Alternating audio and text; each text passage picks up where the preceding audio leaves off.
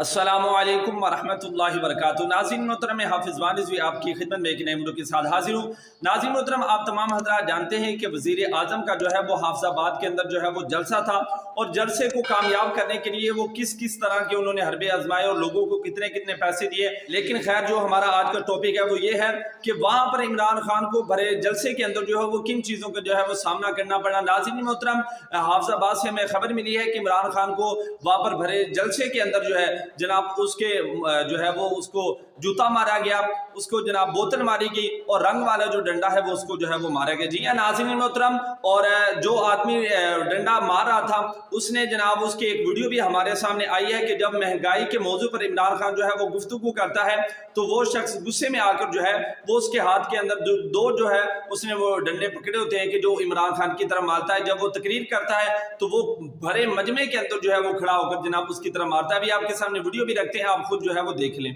जब तक एक कौम बुराई के खिलाफ नहीं खड़ी होगी,